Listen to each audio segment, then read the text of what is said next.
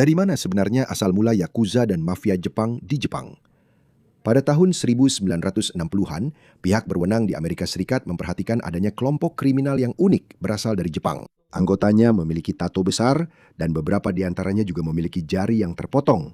Kelompok ini disebut Yakuza.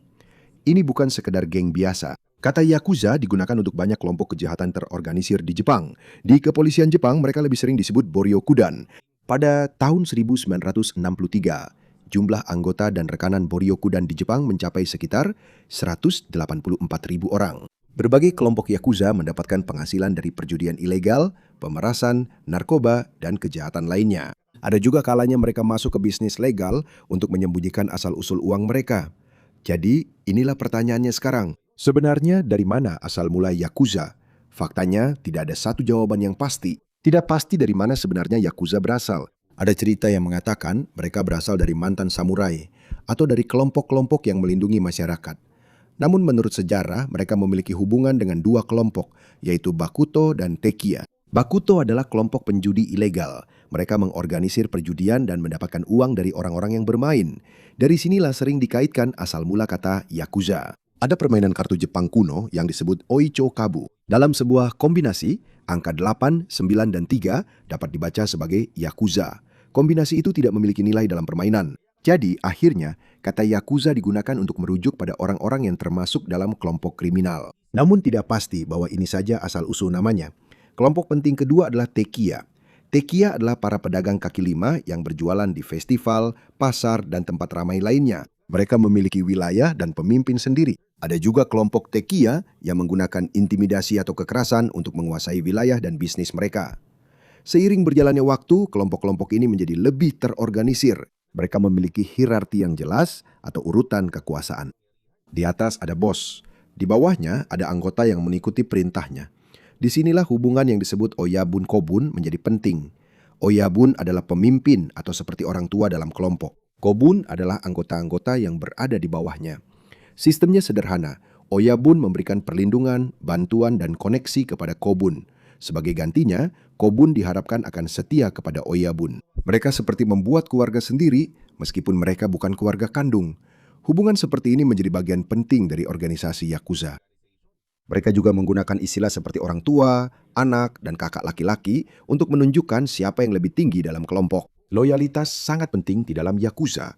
Jika seorang anggota melakukan kesalahan atau mempermalukan kelompok karena perbuatannya, dia bisa dihukum. Disinilah asal mula salah satu citra paling terkenal dari Yakuza, yaitu Yubitsume. Ini adalah memotong sebagian jari sendiri sebagai cara meminta maaf atau menunjukkan penyesalan seorang anggota. Tidak semua anggota Yakuza melakukan hal ini, tetapi ini telah menjadi tradisi terkenal di beberapa kelompok.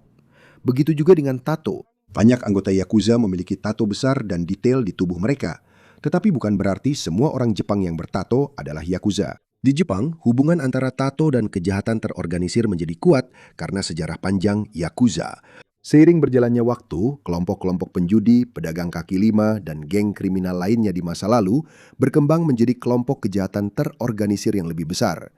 Setelah Perang Dunia Kedua, mereka semakin berkembang saat ekonomi Jepang masih kacau dan lemah. Di sanalah dimulai masa ketika Yakuza akan menjadi salah satu jaringan kriminal terbesar dan paling terorganisir di Jepang. Meskipun begitu, seiring berkembangnya Yakuza, simbol dan aturan yang menunjukkan apakah kamu benar-benar bagian dari kelompok itu juga menjadi sangat penting. Salah satu yang paling terkenal adalah tato besar di tubuh. Tapi sebenarnya tato di Jepang sudah ada sebelum Yakuza. Pada beberapa periode dalam sejarah Jepang, tato digunakan sebagai hukuman bagi para kriminal. Tubuh mereka diberi tanda agar mudah dikenali bahwa mereka sudah dihukum karena kejahatan. Ada juga jenis tato lain yang dibuat sebagai seni dan dekorasi. Seiring berjalannya waktu, desainnya menjadi semakin detail. Ada naga, harimau, bunga, dan pejuang, serta gambar-gambar lain dari budaya Jepang. Jadi lama-kelamaan, tato besar juga menjadi populer di kalangan penjudi dan kelompok kriminal tertentu. Di Yakuza, tato seluruh tubuh menjadi cara untuk menunjukkan bahwa mereka adalah bagian dari kelompok. Dulu, membuat tato seperti ini juga sulit dan sangat menyakitkan. Secara tradisional, tato ini dibuat dengan tangan dan jarum. Tinta perlahan-lahan dimasukkan ke dalam kulit. Karena itu bisa memakan waktu yang sangat lama untuk menyelesaikan tato besar. Karena itu, tato ini juga menjadi simbol ketangguhan dan komitmen seorang anggota. Namun tidak semua anggota Yakuza memiliki tato. dan tidak semua orang Jepang yang bertato adalah yakuza. Meskipun begitu, hubungan antara tato dan kejahatan terorganisir di Jepang tetap sangat kuat. Itulah sebabnya hingga sekarang masih ada beberapa pemandian umum, gym, dan tempat lainnya di Jepang yang melarang atau membatasi orang-orang yang memiliki tato yang terlihat. Selain tato, ada satu lagi tradisi yang lebih dikenal di kalangan yakuza. Ini adalah yubitsume. Seperti yang saya katakan tadi, yubitsume adalah memotong sebagian dari jari kelingking sendiri sebagai permintaan maaf ketika seorang anggota melakukan kesalahan serius. Ada penjelasan lama mengapa jari kelingking yang digunakan. Pada masa ketika pedang masih menjadi senjata utama, jari kelingking sangat penting untuk menggenggam pedang dengan erat. Ketika seseorang kehilangan sebagian jarinya, genggamannya menjadi lemah. Karena itu dia akan lebih membutuhkan perlindungan dari bos dan kelompoknya. Di yakuza, bagian jari yang dipotong bisa diberikan kepada bos sebagai tanda penyesalan. Jadi jika kesalahan terus berulang, bisa saja terjadi yubitsume lagi. Namun seiring waktu, praktik ini menjadi semakin jarang dilakukan. Meski begitu, ada aturan yang sangat ketat di dalam banyak kelompok yakuza. Anggota harus loyal kepada bos dan tidak boleh membocorkan rahasia tentang kelompok. Kepatuhan kepada anggota yang lebih senior juga sangat penting. Jika kamu masih baru di yakuza, posisimu masih rendah dan kamu harus mengikuti perintah dari anggota senior. Kamu mungkin akan diberi tugas-tugas sederhana terlebih dahulu untuk anggota yang lebih senior. Ini termasuk membersihkan, mengurus barang-barang, mengantarkan pesan, dan tugas-tugas lainnya. Tujuannya adalah untuk menunjukkan seberapa setia dia kepada kelompok. Dulu juga ada upacara formal untuk menerima anggota baru. Salah satu bagian penting dari upacara itu adalah minum sake bersama, minuman beralkohol Jepang yang terbuat dari beras. Minuman ini akan diminum oleh bos dan anggota baru. Upacara ini adalah simbol bahwa dia telah diterima ke dalam apa yang mereka sebut sebagai keluarga. Namun, jika pelanggaran terhadap aturan sangat serius, anggota bisa dihukum. Selain yubitsume, dia juga bisa dikeluarkan dari grup. Jika seorang anggota benar-benar diusir, hal ini bisa diberitahukan kepada organisasi yakuza lain agar dia lebih sulit untuk bergabung dengan klan lain. Meskipun begitu, mari kita kembali ke masa di mana geng-geng mulai memiliki hubungan dengan dunia politik. Pada tahun 1868, dimulailah era Meiji. Disinilah pemerintah, militer, dan ekonomi Jepang mulai dimodernisasi. Mereka membangun lebih banyak pabrik, rel kereta api, dan bisnis modern. Kota-kota juga berkembang dan semakin banyak sumber penghasilan baru. Karena itu, kelompok kriminal juga harus menyesuaikan diri. Pendapatan dari perjudian jalanan dan bisnis kecil tidak lagi cukup. Karena Jepang sudah semakin modern, bisnis yang bisa dimasuki oleh geng juga semakin luas. Mereka tidak lagi hanya mendapatkan uang dari gambling at maliliit na illegal na negosyo. Mereka juga masuk ke bisnis hiburan, tenaga kerja, pasar, dan berbagai usaha lainnya. Seiring dengan berkembangnya bisnis mereka, beberapa kelompok kriminal juga mulai memiliki koneksi dengan para pebisnis dan politisi. Salah satu tokoh penting pada masa ini adalah Mitsuru Toyama. Toyama adalah seorang aktivis nasionalis dari Fukuoka dan berasal dari keluarga samurai. Dia menjadi aktif dalam politik setelah sistem feodal lama Jepang berakhir. Pada tahun 1881, dia membantu membentuk Henyo Henyosha atau Dark Ocean Society. Ini adalah kelompok nasionalis yang ingin memperkuat Jepang dan memperluas pengaruhnya ke bagian lain di Asia. Ada juga anggota di sini yang terhubung dengan dunia kriminal bawah tanah.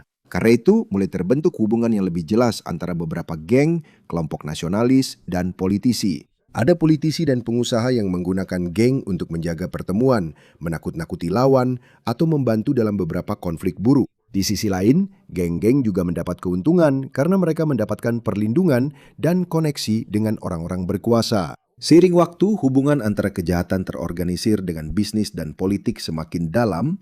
Disinilah yakuza mulai berubah. Dari kelompok lokal penjudi dan pedagang kaki lima, mereka berubah menjadi organisasi yang lebih besar dengan koneksi ke bisnis dan politik. Memasuki abad ke-20, pengaruh mereka di Jepang akan semakin meluas. Dan inilah, ketika memasuki awal abad ke-20, kelompok kriminal di Jepang semakin banyak dan semakin besar. Salah satu kelompok yakuza terpenting adalah Yamaguchi Gumi yang berdiri pada tahun 1915 di kota Kobe, Jepang. Pada awalnya, kelompok ini masih kecil dan terhubung dengan para pekerja di pelabuhan Kobe. Namun seiring berjalannya waktu, kelompok ini berkembang dengan cepat dan menjadi salah satu organisasi yakuza terkuat di Jepang. Salah satu pemimpin terpentingnya adalah Kazuo Taoka. Taoka menjadi bos setelah Perang Dunia Kedua. Di bawah kepemimpinannya, Yamaguchi Gumi memperluas operasinya ke banyak bagian Jepang. Namun sebelum kelompok itu benar-benar menjadi kuat, Jepang terlebih dahulu mengalami perubahan terbesar dalam sejarah modernnya. Pada tahun 1941, Jepang memasuki perang melawan Amerika Serikat dan negara-negara sekutu lainnya. Setelah hampir 4 tahun pertempuran, Jepang kalah. Pada bulan Agustus 1945, bom atom dijatuhkan di Hiroshima dan Nagasaki. Uni Soviet juga ikut berperang melawan Jepang.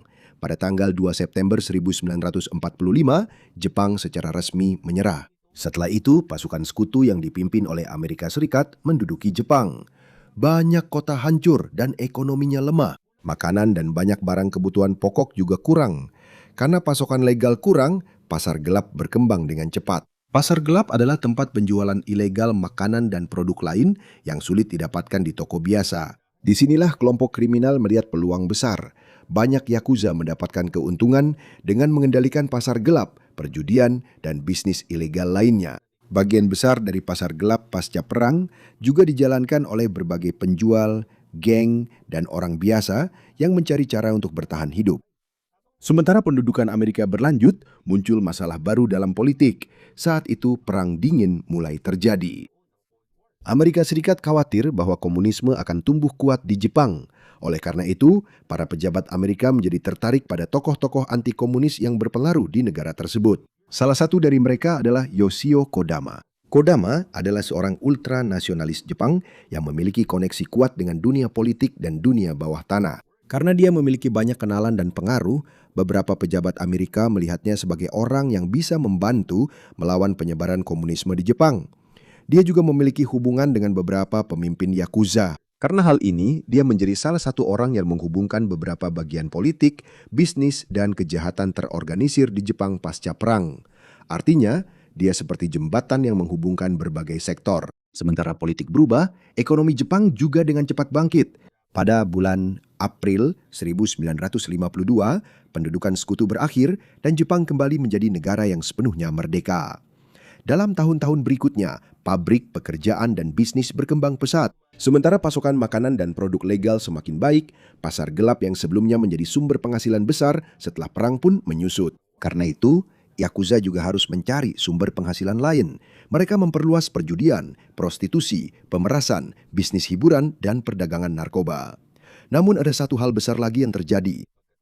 Pada masa perang, Jepang menggunakan metamfetamin untuk membantu menjaga para tentara dan pekerja tetap terjaga. Setelah perang, masih banyak pasokan metamfetamin yang tersebar di Jepang. Karena itu, jumlah penggunanya pun cepat meningkat. Kelompok kriminal melihat bahwa ada banyak uang yang bisa didapat dari penjualan metamfetamin secara legal. Karena itu, Yakuza juga ikut terjun ke perdagangan narkoba. Mereka juga masuk ke dunia hiburan dan kehidupan malam.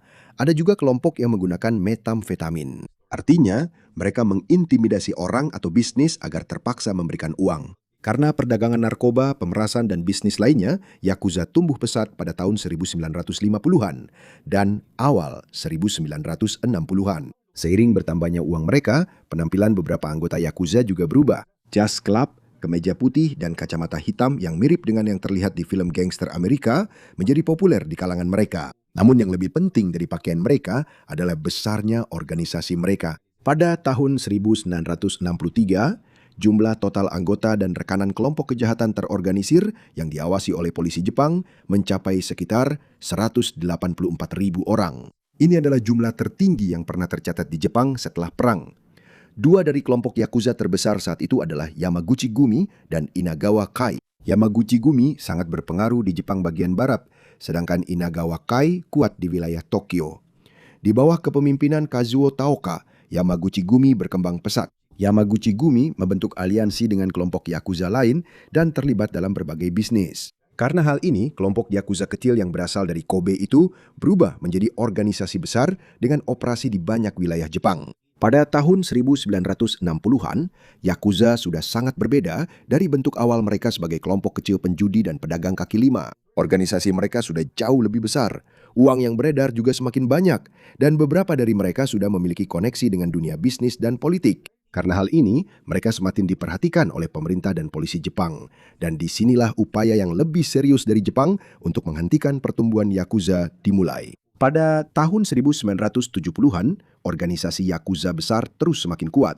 Pada Oktober 1972, Yamaguchi Gumi dan Inagawa Kai, dua dari kelompok Yakuza terbesar di Jepang, membentuk aliansi. Koneksi Yoshio Kodama yang dikenal karena hubungannya dengan politik dan kejahatan terorganisir sangat membantu dalam hal ini. Namun, hanya beberapa tahun kemudian, Kodama terlibat dalam salah satu skandal politik terbesar di Jepang. Skandal ini disebut skandal Lockheed.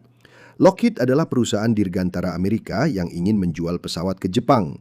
Pada tahun 1976, terungkap bahwa perusahaan tersebut memberikan sejumlah besar uang kepada beberapa orang berpengaruh di Jepang untuk membantu bisnis mereka. Salah satu yang terlibat adalah Yoshio Kodama. Karena koneksi politiknya, Kodama menjadi perantara penting antara Lockheed dan beberapa pejabat Jepang. Ketika skandal itu terungkap, banyak orang Jepang yang marah. Terjadi demonstrasi besar-besaran dan ada juga demonstran yang mendatangi rumah Kodama. Pada bulan Maret 1976, seorang mantan aktor ultranasionalis menerbangkan sebuah pesawat kecil dan menabrakannya ke rumah Kodama. Pilotnya meninggal, tetapi Kodama selamat. Setelah skandal itu, pengaruh besar Kodama perlahan-lahan menghilang. Dia meninggal pada tahun 1984 saat kasusnya belum selesai. Sementara pengaruh Kodama sudah hilang, Yamaguchi Gumi tetap berkuasa di bawah pimpinan Kazuo Taoka. Dia yang membantu memperluas kelompok dari Kobe ke banyak bagian Jepang. Namun pada Juli 1978, Taoka hampir terbunuh. Saat dia berada di sebuah klub malam di Kyoto, dia ditembak oleh anggota Matsuda Gumi, sebuah kelompok Yakuza saingan. Taoka terkena tembakan di leher, tapi berhasil selamat. Beberapa minggu kemudian, pria yang menembaknya ditemukan tewas di dekat Kobe. Setelah itu, perseteruan antara Yamaguchi Gumi dan Matsuda Gumi semakin memburuk. Taoka selamat dari upaya pembunuhan, tetapi dia tidak pernah kembali sekuat dulu. Pada tahun 1981, Kazuo Taoka meninggal karena serangan jantung. Ini menjadi masalah besar bagi Yamaguchi Gumi karena dia telah memimpin kelompok tersebut selama lebih dari 3 dekade. Dan dialah alasan mengapa kelompok ini berkembang dari geng kecil di Kobe menjadi organisasi kejahatan nasional. Setelah kematiannya, tidak ada bos baru yang jelas. Orang yang diharapkan akan menggantikannya adalah Kinichi Yamamoto, seorang petinggi di Yamaguchi Gumi. Namun Yamamoto juga meninggal dalam waktu singkat. Karena itu peran Fumiko Taoka, istri Kazuo Taoka, menjadi sangat penting untuk sementara waktu. Fumiko yang membantu menjaga organisasi tetap utuh sementara mereka mencari pemimpin permanen yang baru. Pada tahun 1984, Masahisa Takinaka terpilih sebagai bos baru Yamaguchi Gumi. Namun tidak semua anggota senior setuju. Beberapa dari mereka memisahkan diri dan mereka membentuk kelompok sendiri yang disebut Ichigumi. Disinilah dimulai konflik besar baru di dalam dunia bawah Jepang. Pada tahun 1985, Takinaka dibunuh oleh anggota Ichiwakai. Pembunuhan terhadapnya memicu Yamaichi War, sebuah perang antar geng besar yang berlangsung selama beberapa tahun dan menyebabkan ratusan insiden kekerasan. Sementara Yamaguchi Gumi sedang mengalami kekacauan, ada organisasi Yakuza besar lainnya yang terus berkembang. Salah satunya adalah Sumiyoshi Kai yang berbasis di Tokyo. Strukturnya berbeda dibandingkan dengan Yamaguchi Gumi. Di Yamaguchi Gumi, kekuasaan seorang bos utama lebih jelas. Di Sumiyoshi Kai, strukturnya lebih seperti federasi dari banyak geng. Para pemimpin setiap kelompok memiliki kebebasan yang lebih besar. Jadi ketika memasuki tahun 1980-an, ada 3 nama yang menjadi paling penting dalam kejahatan terorganisir Jepang. Yamaguchi Gumi, Inagawa Kai, dan Sumiyoshi Kai. Namun seiring dengan pertumbuhan kelompok-kelompok ini, tekanan dari polisi dan Yamaichi Jepang juga semakin kuat. Sejak tahun 1960-an, polisi sudah mulai melakukan penindakan besar-besaran terhadap Yakuza. Banyak geng kecil yang hilang, tapi ada efek yang tidak terduga. Alih-alih kejahatan terorganisir benar-benar hilang, banyak anggota geng kecil justru pindah ke organisasi yang lebih besar. Karena hal ini, Yamaguchi Gumi, Inagawa Kai, dan Sumiyoshi Kai menjadi semakin dominan. Memasuki tahun 1980-an, Yakuza bukan lagi sekedar geng jalanan. Mereka sudah memiliki banyak uang. Mereka punya bisnis legal dan ilegal. Beberapa dari mereka juga memiliki koneksi dengan dunia politik dan bisnis. Dan ada organisasi besar yang mampu bergerak di banyak wilayah Jepang. Namun, seiring kekuatan mereka semakin besar, semakin sulit bagi pemerintah Jepang untuk mengabaikan mereka. Pada tahun 1980-an, Yakuza menjadi masalah yang lebih besar lagi di Jepang. Salah satu alasannya adalah hubungan unik antara beberapa kelompok Yakuza dengan beberapa petugas polisi. Ada kalanya polisi tahu siapa pemimpin Yakuza dan di mana kantor mereka berada. Ada juga beberapa petugas polisi yang menerima suap atau memberikan informasi kepada geng lain. Karena hal ini, beberapa penggerebekan tidak berjalan efektif. Beberapa anggota geng bisa melarikan diri atau menyembunyikan barang bukti sebelum polisi datang. Tapi bukan berarti seluruh polisi Jepang berpihak pada Yakuza. Banyak petugas polisi yang secara aktif melawan kejahatan terorganisir. Pada awal 1980-an, muncul sebuah skandal korupsi besar. Ada beberapa petugas polisi yang dituduh menerima uang sebagai imbalan karena tidak mengambil tindakan terhadap beberapa aktivitas Yakuza. Karena hal ini, banyak petugas yang diselidiki dan dihukum. Namun perubahan yang lebih besar terjadi pada ekonomi Jepang. Pada akhir 1980-an, harga saham dan properti naik dengan cepat. Ini disebut sebagai gelembung aset Jepang. Tanah dan properti sangat mahal, terutama di Tokyo. Banyak investor mendapatkan keuntungan besar karena harga terus naik. Yakuza juga ikut terlibat di sini. Beberapa geng menggunakan uang dari bisnis ilegal untuk membeli properti, saham, dan kepemilikan saham di perusahaan. Ada juga yang masuk ke bidang konstruksi, hiburan, dan real estate. Sementara investasi legal mereka terus berkembang, pendapatan ilegal dari perjudian, pemerasan, narkoba, dan prostitusi juga tetap berjalan. Salah satu pemimpin Yakuza yang paling berpengaruh pada masa itu adalah Susumu Sushi. Dia menjadi pemimpin Inagawa Inagawakai, salah satu organisasi Yakuza terbesar di wilayah Tokyo. Dia tidak dikenal sebagai orang yang suka ribut atau selalu menggunakan kekerasan. Dia lebih suka menggunakan koneksi bisnis dan negosiasi. Di bawah kepemimpinannya, keterlibatan Inagawa Inagawakai meluas ke bidang real estate, keuangan, dan bisnis lainnya. Karena kenaikan harga properti dan saham yang sangat cepat, beberapa kelompok Yakuza menghasilkan banyak uang. Namun masa-masa indah itu tidak berlangsung lama. Pada awal 1990-an, gelembung aset Jepang runtuh. Harga saham dan properti turun drastis. Banyak perusahaan dan investor mengalami kerugian, termasuk bisnis yang terhubung dengan Yakuza. Bank juga menghadapi masalah besar. Pada masa gelembung, banyak pinjaman diberikan dengan properti sebagai jaminan. Ketika harga tanah jatuh, banyak pinjaman yang tidak bisa dibayar kembali. Ternyata ada juga beberapa pinjaman macet yang terhubung dengan kejahatan terorganisir. Di sini, masyarakat dan pemerintah Jepang semakin menyadari seberapa dalam keterlibatan Yakuza dalam ekonomi legal. Bersamaan dengan itu, perang antar geng, pemerasan, dan kejahatan lainnya terus berlanjut.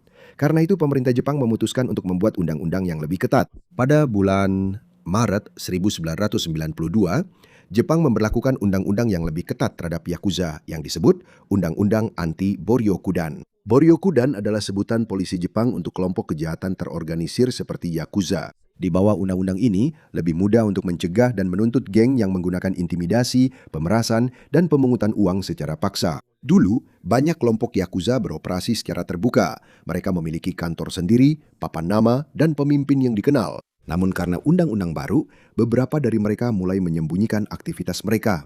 Ada juga anggota yang tidak lagi mengaku sebagai Yakuza resmi, tetapi tetap terhubung dengan geng sebagai rekanan. Karena hal ini menjadi lebih sulit bagi polisi untuk mengetahui siapa sebenarnya anggota yang aktif. Namun demikian, jumlah anggota Yakuza perlahan-lahan menurun. Pada awal 1990-an, jumlah anggota dan rekanan masih mencapai puluhan ribu. Dan seiring hukum semakin ketat, Yakuza tidak lagi bisa bertindak terang-terangan seperti dulu. Mereka semakin kesulitan membuka rekening bank, mengambil pinjaman, menyewa properti, dan masuk ke bisnis legal. Menjadi lebih berbahaya juga bagi para pebisnis dan politisi jika terlihat memiliki koneksi dengan Yakuza.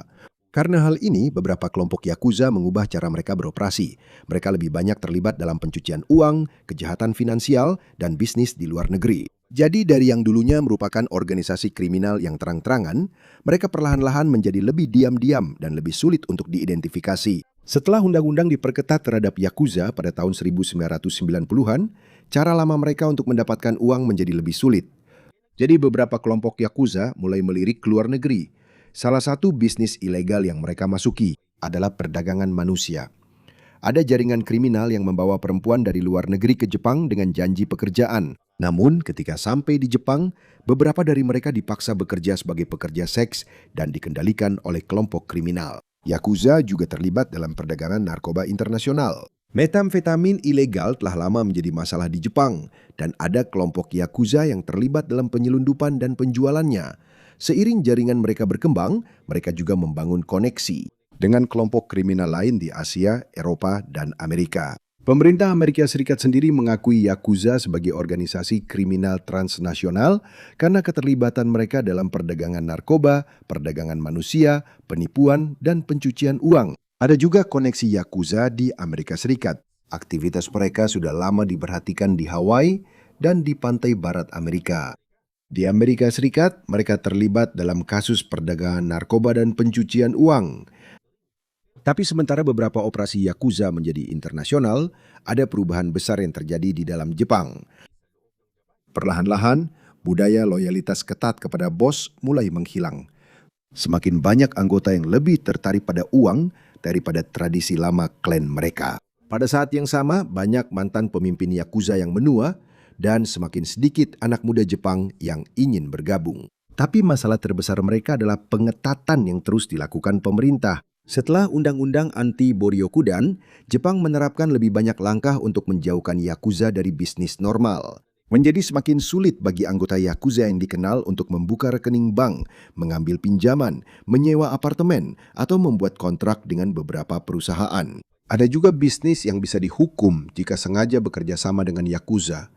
Karena hal ini, semakin sulit bagi geng-geng tersebut untuk menggunakan ekonomi legal guna mendukung organisasi mereka. Bukan hanya polisi yang memberikan tekanan, ada bank, perusahaan, pemilik apartemen, dan bisnis lain yang mulai menolak bertransaksi dengan orang-orang yang memiliki hubungan jelas dengan Yakuza. Secara perlahan, kehidupan sehari-hari yang sederhana menjadi semakin sulit bagi anggota resmi geng. Hal ini sangat berpengaruh terhadap perekrutan. Pada puncak kejayaan Yakuza di awal tahun 1960-an, mereka memiliki lebih dari 180.000 anggota dan rekanan. Namun sejak 2005, jumlah mereka terus menurun. Menurut Badan Kepolisian Nasional Jepang, pada akhir tahun 2024, jumlahnya telah mencapai titik terendah sejak diberlakukannya Undang-Undang Anti-Boryokudan pada tahun 1992. Artinya, Yakuza sekarang jauh lebih kecil dan lemah dibanding masa kejayaannya. Namun, itu tidak berarti kejahatan terorganisir telah hilang di Jepang. Sementara Yakuza tradisional semakin melemah, muncul jaringan kriminal lain yang lebih sulit terdeteksi. Mereka tidak selalu memiliki nama geng resmi, kantor permanen, atau hierarki yang jelas. Mereka lebih sering menggunakan kelompok sementara, komunikasi online, dan orang-orang yang bukan anggota resmi Yakuza. Karena itu, masalah yang dihadapi polisi Jepang juga ikut berubah. Dulu, mereka sering tahu siapa bosnya, di mana kantornya, dan geng mana yang bertanggung jawab. Sekarang, kadang-kadang lebih sulit untuk mengetahui siapa sebenarnya yang berada di balik sebuah operasi kriminal. Ada satu perubahan besar lagi. Dulu, ada organisasi Yakuza yang secara terbuka memiliki nama dan kantor. Bahkan kadang-kadang mereka dikenal di lingkungan mereka. Namun seiring hukum dan pembatasan keuangan semakin ketat, menjadi anggota resmi Yakuza justru menjadi kerugian. Jadi, ada penjahat yang lebih memilih tetap independen atau bekerja sebagai rekan tanpa secara resmi bergabung dengan sebuah geng. Artinya, meskipun jumlah anggota resmi Yakuza menurun, bukan berarti semua kejahatan terorganisir ikut menghilang. Yang berubah adalah cara kejahatan itu dilakukan. Penting juga untuk tidak meromantisasi sejarah Yakuza. Mereka punya citra di film seolah-olah punya kode kehormatan sendiri dan selalu mengikuti aturan yang ketat. Memang ada beberapa tradisi lama di dalam beberapa organisasi Yakuza. Tapi dalam kehidupan nyata, kelompok-kelompok ini juga mendapatkan uang dari pemerasan, perjudian ilegal, narkoba, perdagangan manusia, penipuan, dan kejahatan lain yang memiliki korban nyata. Jadi, cerita tentang Yakuza bukan sekedar kisah gangster yang bertato dan jarinya terpotong. Mereka bermula dari berbagai kelompok penjudi, pedagang kaki lima, dan organisasi kriminal. Mereka berkembang seiring dengan perubahan Jepang. Mereka berhasil masuk ke dunia politik dan bisnis. Mereka semakin kuat setelah Perang Dunia Kedua, dan pada puncak kejayaan mereka, jumlah anggota dan rekanan mereka mencapai angka yang sangat besar. Namun, perubahan di Jepang itu sendiri juga mulai melemahkan mereka. Hukum menjadi lebih kuat.